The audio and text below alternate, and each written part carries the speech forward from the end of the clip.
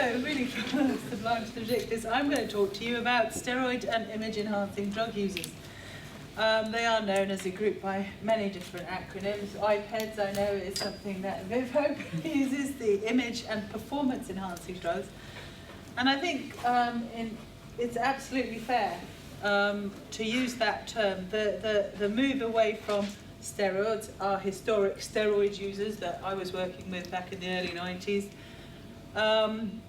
the motivations for use are now quite different than they were back then, and it's very much more about image and lesser performance enhancing drugs. But for the purposes of now and for the purposes of the work that I'm going to show you, we are going to use seeds, steroids and image enhancing drugs. Primarily because Liverpool John Moores, who are, if you like, the academic leads in this area, did use the term performance and image enhancing drugs, which was PEDS. And it's really not great typing PEDS into Google. So, seeds it is. All right. So who are we talking about? I know for a number of individuals who are working frontline needle exchange here, you've probably seen a massive escalation in presentations from steroid users coming forward for needle exchange relative to a number of years ago when it was your primary heroin or stimulant injectors. Certainly in Wales we've seen exactly this. Data from the harm reduction database in Wales, we're lucky enough to have a system within all our needle exchanges, statutory and voluntary, whereby wherever you are in Wales, if you go to a needle exchange, give them initials and date of birth. It doesn't need to be your own initials and date of birth, as long as you keep the same ones. You can access and we can record individual activity. Okay, so our data is fairly robust in that sense. And this is aggregate data for the last year. Steroid and image enhancing drug users are making up around a third, just over a third of our overall individuals. That's not activity, because we might only see them once or twice in a year, because they will pick up enough for a whole cycle. And that's why every interaction, every presentation at a needle exchange counts, because you might not see them for another year. Okay, so this is why we started working, particularly in trying to address steroid and image enhancing drug use. Also, we found that a lot of needle exchange staff didn't have a clue. They genuinely felt unprepared, ill-equipped to deal with this growing population that we're presenting at needle exchange. In Wales, I can fairly say that we are the best at rugby, getting better at football in fairness. But certainly within the rugby world and in the sports world, steroids are really kind of pushed quite happily by coaches, by GPs, working with youth teams even. So it's very much what started as a fairly small number of people who were using very specifically for bodybuilding, that has really, really expanded in Wales and across the UK and elsewhere. So around a third of our activity are steroid and image enhancing drug users. Again, unfortunately, the majority are aged between 18 and 22 probably, if you look at the data. So that 40%, they're young. These are individuals who probably really shouldn't be injecting steroid and image enhancing drugs, only because of the interactions with natural hormone levels in the body at that age. Certainly any training you go to for steroids and image enhancers indicate that nobody should be really injecting before about 24, when your body's settled down and you can make the best use of it. In Wales, even more so, it kind of makes me chuckle, but in a bad way. A lot of our younger steroid users don't think that you have to train or weightlift or eat properly or sleep. If you just bang the steroids in, you will look good. And yeah, so it's a very strange mentality, very different mentality. Viv this morning spoke of the IPED research from the Unlinked Anonymous Prevalence Monitoring Programme, so at UAM now, of which we were a part and will continue to be, hopefully more so. And within this study, it was one of the first, I believe, to look at the prevalence of bloodborne viruses amongst this population. If you asked anyone 5 years ago, nah, steroid users never share. They're really safe, they're really contained, it's all about health. Of course they don't share. In the valleys, an early study in 1996 indicated that 25% of our young people were sharing within steroids and image enhancers. This has only grown, in fairness, and certainly, as I said, we're a part of this, but data from the harm reduction database indicated, specifically in relation to bloodborne viruses, that within this group, 63% of the whole population of injectors that we have reported hepatitis B vaccination full course. Pinch of salt maybe, but definitely an improvement. However, of those offered, primary opioid users uptake was 91%, so they're happy to accept it. If you refer it and offer it, they will take it. 50% of steroid users turned it down. I don't need it. Why do I need it? I'm not a drug user. You saw from the data 8.8% prevalence amongst steroid users. They need hepatitis B vaccination. It is something you absolutely have to push amongst this population because they do not see themselves at risk.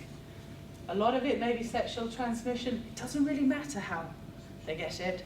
They need hepatitis vaccination because then they won't become infected, all right?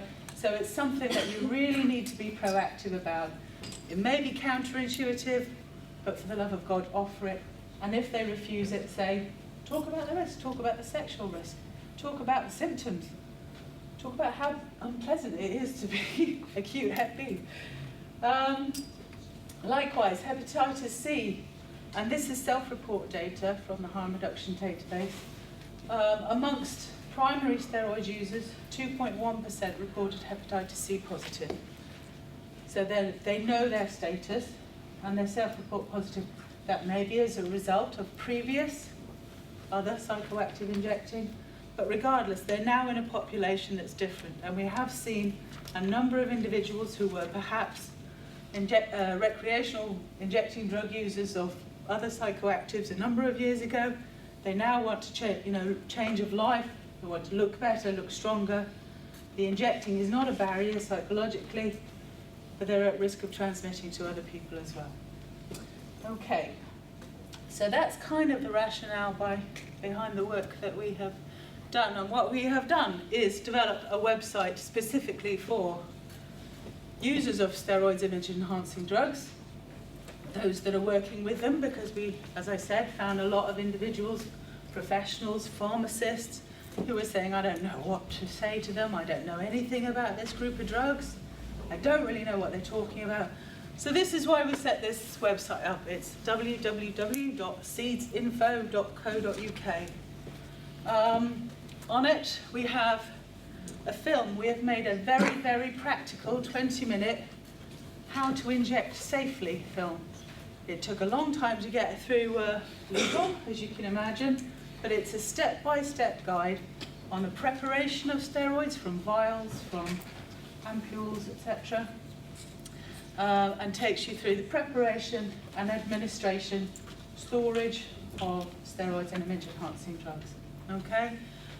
We have hard copies if you want it, but it's available online and very straightforward to use. In fact, we work with two lads from Scotland, so you'll see John Campbell on there. Wow. Semi-naked. What's the website address? www.seedsinfo.co.uk. I have some business cards with the QR codes and some posters and some copies of the film that you can take away and run. Certainly, I don't know if you have them in England, but in Wales, some of our needle exchanges have DVDs that you can run, so you're welcome to use it then. People can watch them in the waiting room. On this website, again, it's supposed to be very user-friendly, so it's terminology explained, and A to Z. We've been very specific about the UK steroid law, because much is the same as new psychoactive drug laws changing a lot of the time. The steroid law has changed on the 23rd of April, year a year and a half ago. And it's really important that people know the legal status, because generally amongst this population they think that there is no legal comeback on this, and there is. So risks and complications from a public health point of view, obviously. You have physical risks from injecting, you have physical risks from actually taking in the steroids and different peptides and reactions on your body, but also psychological health, and you touched it. It's no different with steroids and image-enhancing drugs. People do experience problems. So that's the basic website with the film on the very front.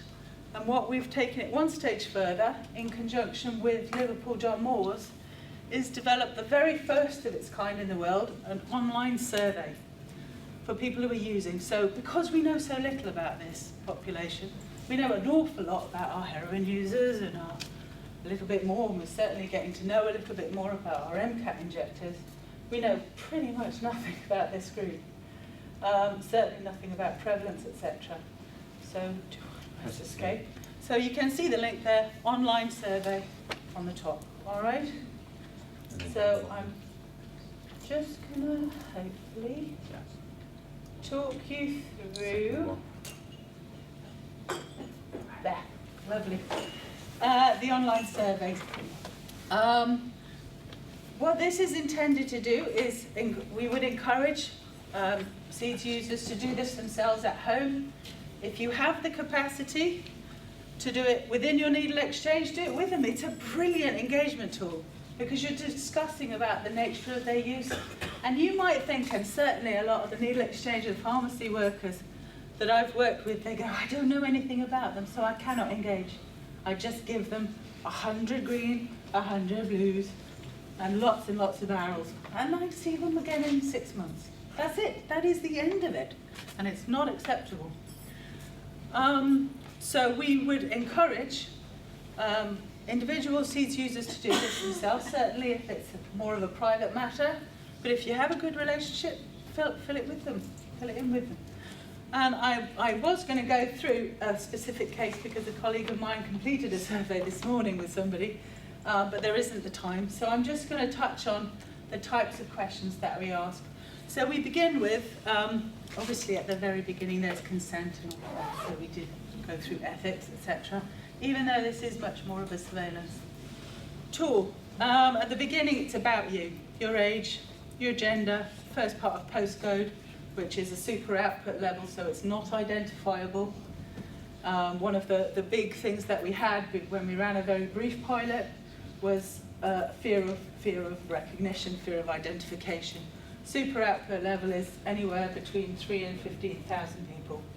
So you can't be identified within that population, okay? I'll just check, Josie, on that, what you said, in rural areas, you have one postcard covering 5 houses across it.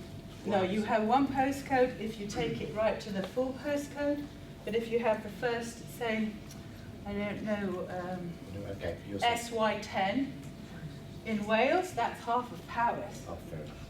It's a huge geographic area, which is why we only ask first part of postcode, okay, and it would be the same in England. So that's very much basic information about yourself, okay? We then go on to ask, so section 2 is about, oh wow, okay, about your use of steroids and image-enhancing drugs, so peptides, human growth hormone, particularly melanotan, yeah, the melanotan tanning agent.